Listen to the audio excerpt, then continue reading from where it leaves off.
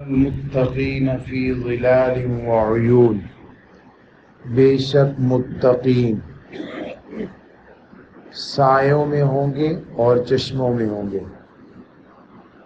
تقویٰ کہتے ہیں کسی بھی خطرے سے، کسی بھی نقصان سے بچاؤ کرنے کا طریقہ یا بچاؤ کرنے والا متقی ہو گیا۔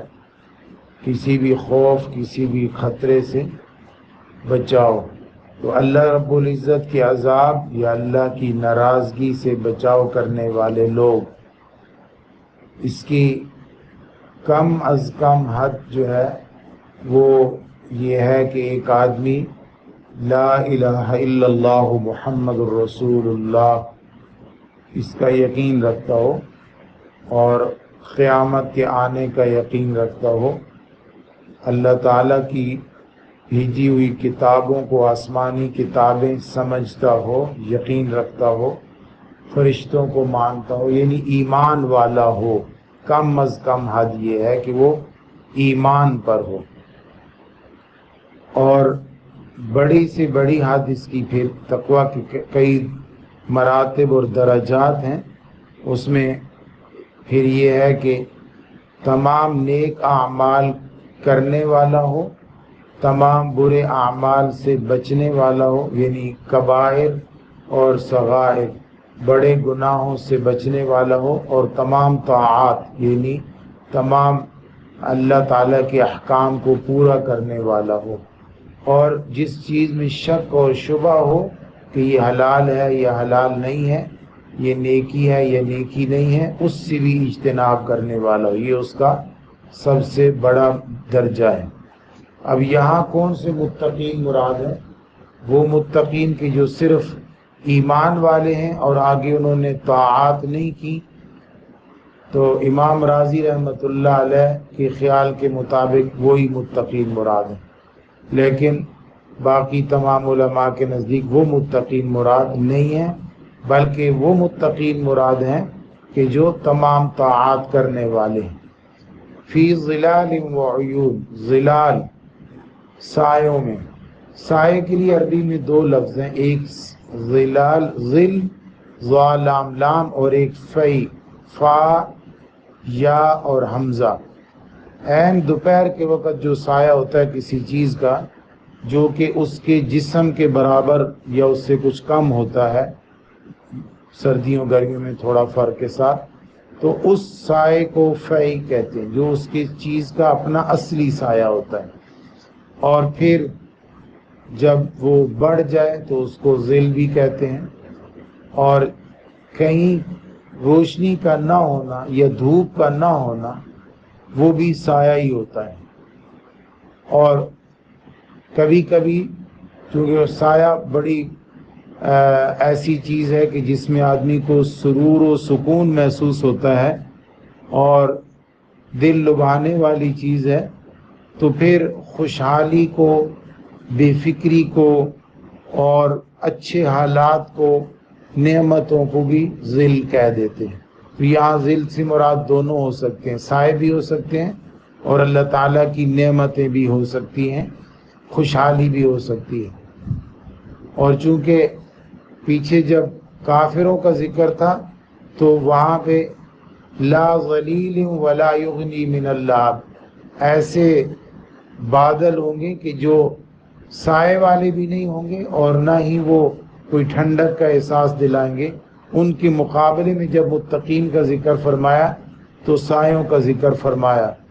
حالانکہ جنت میں سورج تو ہوگا نہیں، لیکن وہ سائے اس طرح کہ سورج کے نہ ہونے سے بھی تو سایہ ہوگا، اور ایک ٹھنڈک کا احساس ہوگا، اور چشمے جو جن کے کناروں پر درخت اور خوبصورتی کا منظر پیش کر رہے ہوں گے۔ عیون چشمے جس سے پانی خود بخود ابل رہا ہو، وفواکہ اور پھل۔ قرآن مجید میں پھل جب ذکر کیا تو دو مقامات پر ایسا بھی ہے کہ پھل کے ذکر کرنے کے بعد انگور کا علیحدہ سے ذکر فرمایا، اور پھل کا ذکر کرنے کے بعد انار کا علیحدہ سے ذکر فرمایا۔ تو پھل کی ایک سائنسی تعریف ہے، سائنس کے حساب سے پھل کی ایک تعریف ہے، لیکن قرآن مجید میں انگور کو اور انار کو پھلوں کے بعد دوبارہ سے ذکر فرمایا۔ اب اس کی خاص وجہ ہے مما یشتہون، ہر وہ پھل کہ جو جس کی وہ خواہش رکھیں گے، جو پھل کھانا چاہیں گے وہ اپنے ہاتھوں سے درخت سے اتار سکیں گے، اور درخت بھی ان کی پہنچ میں، شاخ ان کی طرف جھک کر آئے گی، انہیں کوئی تگ و دو نہیں کرنی پڑے گی، اور وہ اپنے ہاتھوں سے پھل کو اتار کر کھا سکیں گے۔ کلو واشربو، اللہ رب العزت اس وقت ارشاد فرمائیں گے کھاؤ اور پیو۔ اکل یاکلو اس کا مادہ ہے، اکل یاکلو، حمزہ کاف لام اور شین را با، اس کا مطلب ہے ٹھوس چیز کو نگلنے کو کہتے ہیں کھانا، اور مائع چیز کو نگلنے کو کہتے ہیں پینا، یعنی شراب، جسے ہم شراب کہتے ہیں اسے عربی میں خمر کہتے ہیں۔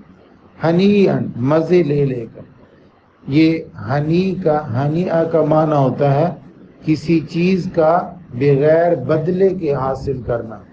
اگر آپ کو کوئی چیز خرید کر کھانی ہو تو پھر اس وقت کوئی حساب کتاب ہوتا ہے کہ کتنے کی چیز ہے اور کیوں مہنگی ہے، یا اس کا معیار کیا ہے، یا کتنی کھانی چاہیے۔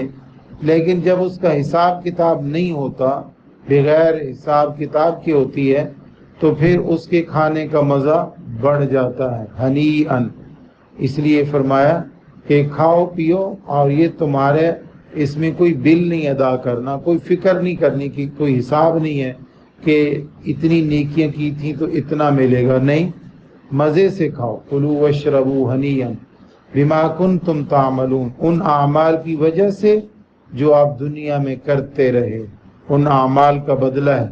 اب اعمال تو 50 سال کیے ہوں گے، 60 سال کیے ہوں گے، 70 سال کیے ہوں گے، اور یہ لا محدود عرصے تک کہ یہ مزے ہیں۔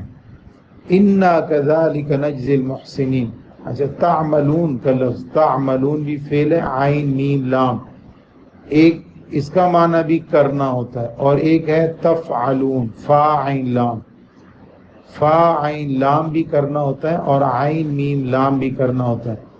عین میم لام بالارادہ، کسی چیز کا ارادہ کر کے کرنے کو عمل کہتے ہیں، اور فعل کہتے ہیں بلا ارادہ، ارادہ نہیں ہوتا، اس لیے جانور جو کام کرتے ہیں اس کو بھی فعل کہتے رہتے ہیں، لیکن انسان کے جو کام ہوتے ہیں اس کے لیے فعل کا لفظ بھی استعمال ہوتے ہیں اور عمل کا لفظ بھی استعمال ہوتے ہیں۔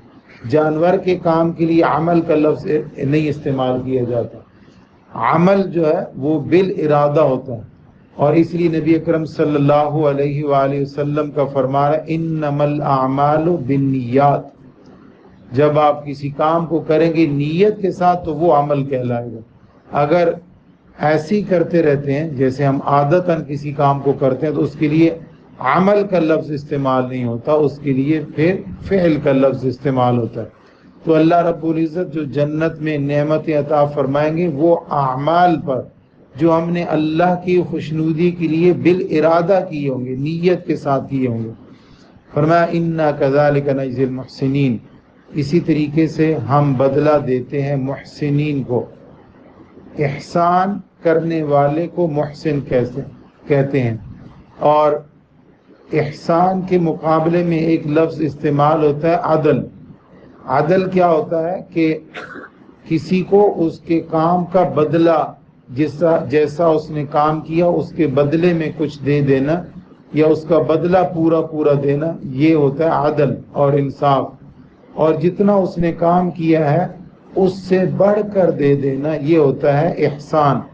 احسان یہ عدل سے بڑا ہوا مقام ہے، جتنا اس نے کام کیا وہ بھی دینا اور اس سے بڑھا کر بھی دینا۔ تو شروع میں لفظ متقین کا استعمال کیا، جب ذکر شروع فرمایا تو متقین، اور آخری لفظ جو ہے وہ احسان کا، اور بیچ میں عمل کا۔ یہ سارے لفظ جو استعمال فرمائے ہیں یہ ہمیں دنیا میں کام کرنے کا ایک سلیقہ بتاتے ہیں، ایک طریقہ بتاتے ہیں کہ ہمیں اللہ رب العزت کی اطاعت اور فرما برداری کس انداز سے کرنی ہے تاکہ ہم اللہ رب العزت کے ہاں نعمتیں پا سکیں. اور اگر کوئی اس طریقے سے کام نہیں کرے گا تو اس کے بارے میں فرمایا وَيْلٌ يَوْمَئِذٍ لِّلْمُكَذِّبِينَ، اس دن تباہی ہوگی مکذبین کے لیے. تو یہ جب کسی آدمی کو کسی اچھائی سے محروم کر دیا جائے، کسی بھلائی سے محروم کر دیا جائے، کسی انعام سے محروم کر دیا جائے تو اس کے لیے تکلیف کا باعث ہوتا ہے. تو مکذبین کو یہ تکلیف ہوگی کہ انہیں جنت سے محروم کیا گیا. اور دوسرا درجہ تکلیف کا یہ ہوتا ہے کہ اسے تکلیف پہنچائی بھی جائے، یعنی جہنم میں بھیجا بھی جائے. یہ دوسرا درجہ ہوتا ہے تکلیف کا. اور تیسرا درجہ تکلیف کا یہ ہوتا ہے کہ اس کے مخالفین کو نوازا جائے. تو جو بدکار لوگ ہوں گے، بدمعاش لوگ ہوں گے، ان کو جنت سے محروم کیا گیا، ان کو جہنم میں بھیجا گیا، اور ان کے مد مقابل جو محسنین تھے ان کو جنت دی گئی، نعمتیں دی گئیں. ان کے مخالفین کو یعنی بدکاروں کے مخالفین کو نوازا گیا. اس لیے فرمایا وَيْلٌ يَوْمَئِذٍ لِّلْمُكَذِّبِينَ، آج ہم متقین اور محسنین کو نواز کر اور تباہی دیں گے ان لوگوں کو کہ جو ان کے مد مقابل تھے، مکذبین تھے. اللہ رب ہمیں اس دن اپنی نعمتوں کا مستحق بنا دے.